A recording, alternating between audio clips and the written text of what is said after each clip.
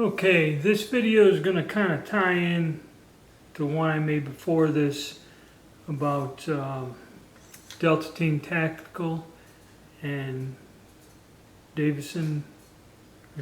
See, I get confused. Yeah, Davison Defense. Okay, not to be confused with Daniel Defense, which is a high-quality firearms maker. But Delta Team Tactical markets the stuff under that name. And what this build consists of, or how I went about it, is Delta Team Tactical had a sale on the barrel. So I bought the barrel, which is a Davison Defense barrel.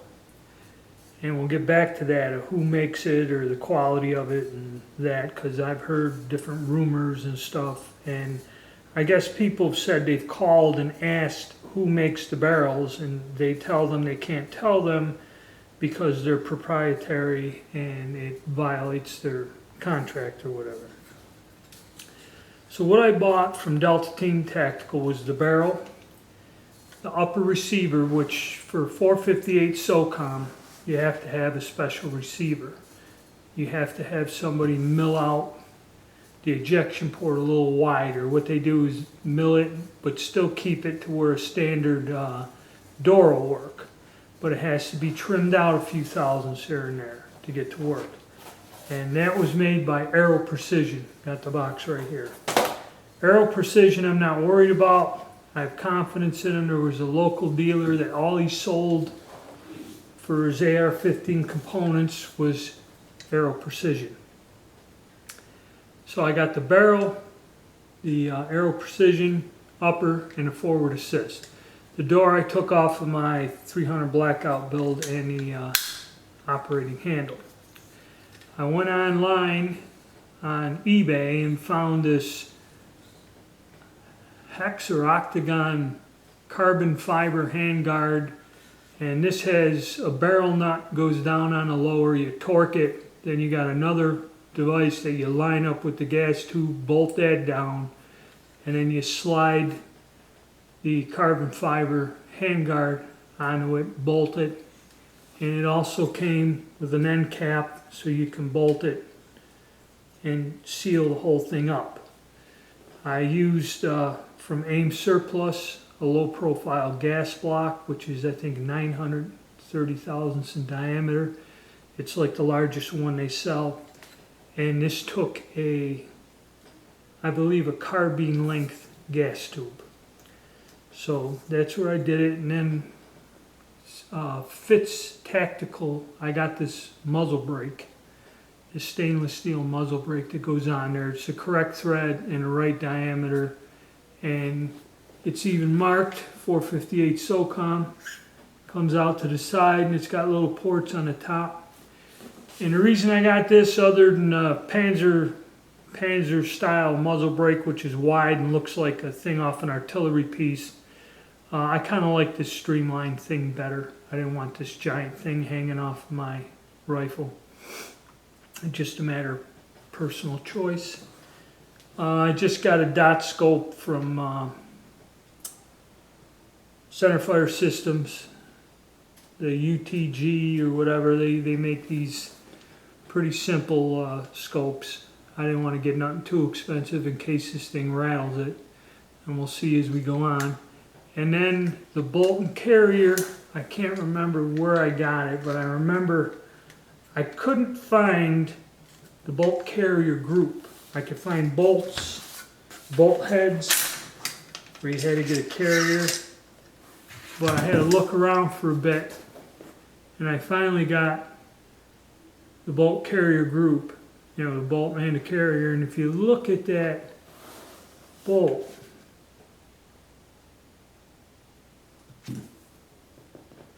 that gets pretty thin around there. So we'll see how it holds up. I know a lot of places were saying that it took a while to get the heat treat right or whatever, or hopefully the quality of this place is good and this thing will hold up, because that is pretty thin. So we got it all together, and I kind of, just one of these things, I seen a sale, I bought it, so I said, hey, I'll build it. 458 SOCOM, something different. And a lot of people interested in seeing and hearing about it. And I'm going to marry this with, I have a lower that I built with 6.5 Grendel and a fixed stock, not a folding stock. And I'm going to put this on that lower and then give it a try. The only thing is I didn't realize the ammunition cost so much. And even if you go to Starline and buy the brass, if you buy 250 pieces of brass or something, it's still like $1.50 a piece. So it's quite expensive. So what I've come up with is I'm either going to get some test rounds, like sample packs of 10 rounds, some different ammunition. There's one place out there that sells it. But what I really want to do is I'm waiting to get Lyman makes special die sets. They're black or something, I forget the name of it. But they're for all the AR platforms, and they do all the AR calibers, 223, 6.5 Grendel, 6.8 Remington, and a 458 SOCOM.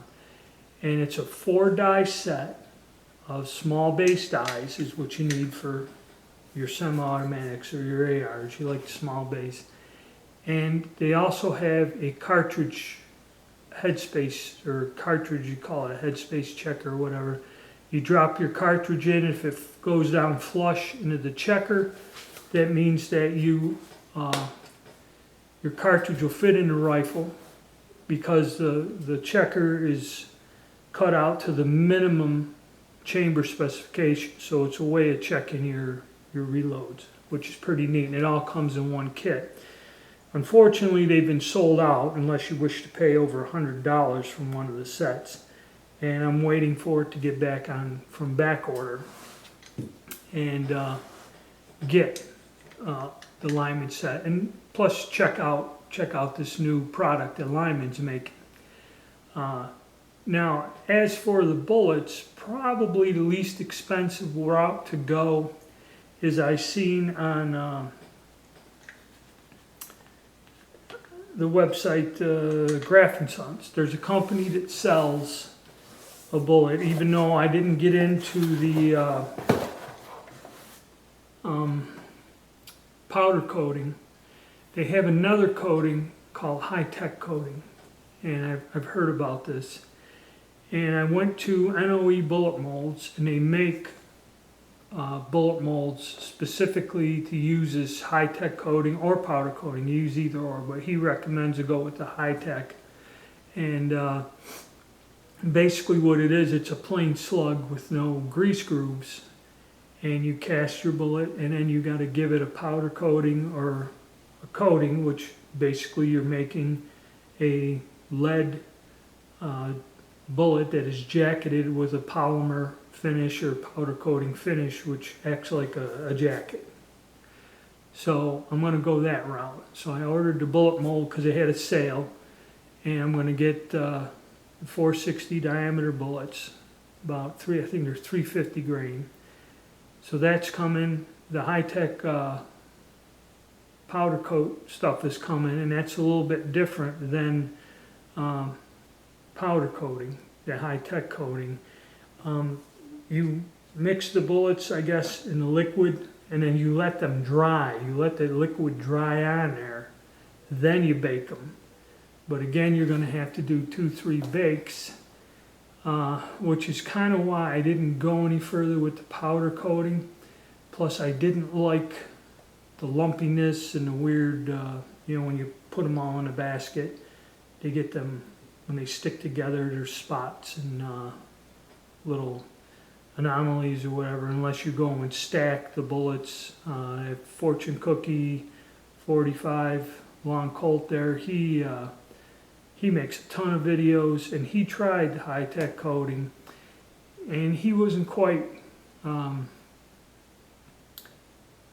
favorable with it or fond of it, because he's got his powder coating down to where he powder coats bullets nice and quick.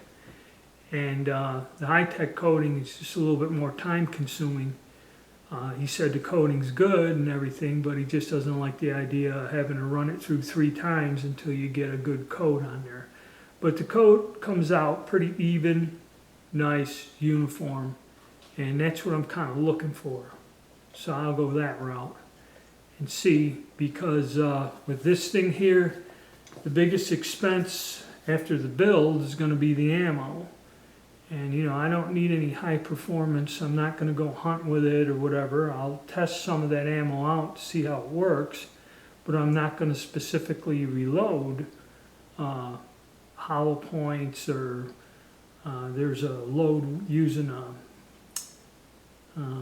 Hornady bullet, you know, the Levolution or tipped bullet you could use in this, and that would be great for hunting, okay, but it's going to make the ammunition quite expensive. I just want to go just shoot it at, you know, paper target or something.